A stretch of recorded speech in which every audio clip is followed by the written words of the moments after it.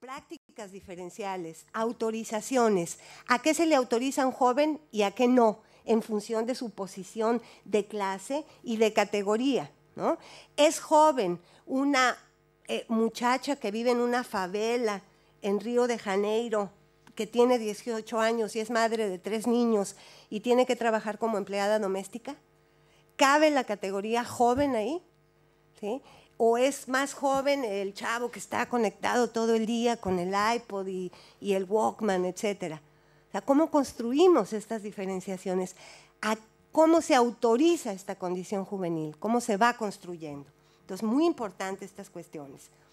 Prescripciones, ¿qué se le prohíbe? ¿No? En esta absoluta histeria social latinoamericana, es verdaderamente indignante que en el caso de Chile ya haya pasado la autorización para la reducción de la edad penal.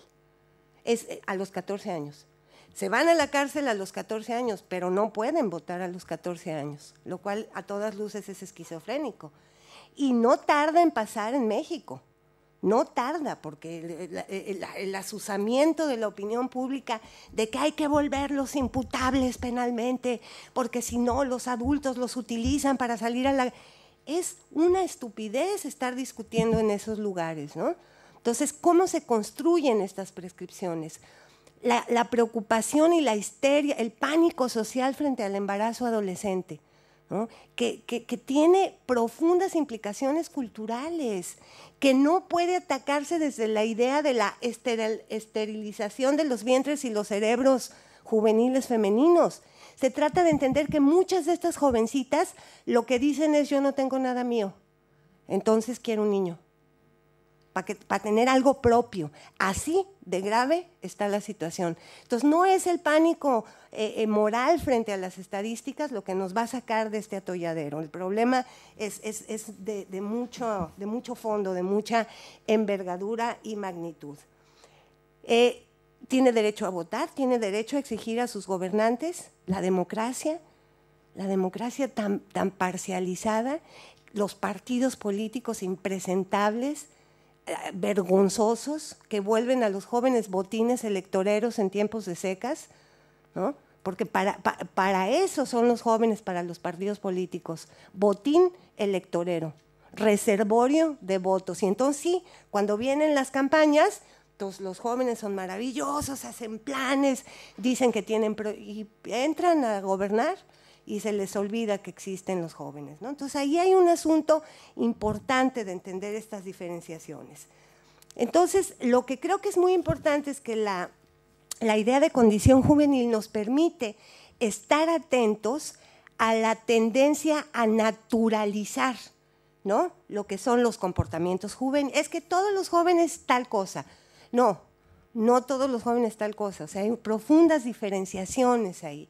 Y es muy importante entender que la problemática que un profesor en Capital Federal, como decimos acá, es una que la que experimenta el profesor que está en Carmen de Patagones. No es la misma la situación que está enfrentando, ¿no? El profesor de algún pueblo cercano a Jujuy, ¿no? O sea, cómo está gestionando el día a día, lo cotidiano, frente a estos desafíos. Creo que esto es central. Entonces, frente a esta cuestión y asumiendo esta enorme heterogeneidad, quisiera pasar a continuación, y de manera breve, porque no quisiera más, digamos, como aprovechar el tiempo para compartir experiencias, el debate, etcétera. Aunque siempre digo lo mismo y digo, seré breve como el PRI en México hace 71 años, y luego me extiendo un poco. Quisiera ahora hacer 3 preguntas fundamentales desde este lugar, o sea, moverme hacia la idea de los lugares. ¿Qué lugares hay que interrogar en este momento? ¿Cuáles serían, digamos, a mi juicio, preguntas claves que tendríamos que plantearnos? Y yo digo que hay, por supuesto, no agota el espectro de preguntas posibles, ni el horizonte, pero creo que hay 3 lugares centrales de interrogación en términos tanto de investigación, de trabajo cotidiano, como de intervención política. Y a mi juicio estos 3 lugares son: La pregunta por las transformaciones en la subjetividad juvenil. O sea, esta pregunta por lo subjetivo es fundamental. Una segunda pregunta es la pregunta por las transformaciones en los modos de transmisión del saber, que es una pregunta nodal en este momento. Y la tercera es por las fuentes del sentido y de la esperanza. ¿Quiénes son en este momento los ofertadores de certidumbre, de esperanza y sentido para los jóvenes? ¿Dónde están encontrando lo que estas instituciones implosionadas no están siendo capaces de ofertar? Y ahí créanme que cuando uno empieza a levantar piedritas haciendo estas preguntas, las respuestas no son para nada tranquilizantes. Bueno, entonces planteadas estas tres cuestiones, empiezo por la última, la del sentido. El sentido, ustedes lo saben como profesores, como colegas, que el sentido es un asunto fundamental. O sea, sin sentido no hay posibilidad de trayectoria, no hay posibilidad ni de lo cotidiano ni de la utopía, ¿no?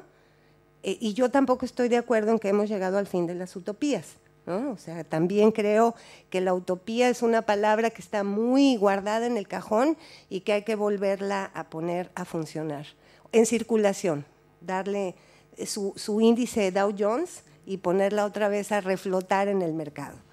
El asunto del sentido es preocupante porque a veces en la preocupación por esta gravedad de cosas se nos olvida que todos, y de manera muy especial los jóvenes, necesitamos una especie de motivo, necesitamos una especie de motor. Y para este motor y para estos motivos apelamos a reservorios, ¿no? a bancos de imaginarios, de imágenes y de valores y de creencias que están ahí listos para ser usados en caso, digamos, de que la situación lo amerite o en caso de que prueben su eficacia, ¿no? Por ejemplo, pensemos en el sentido en torno a la educación, ¿no?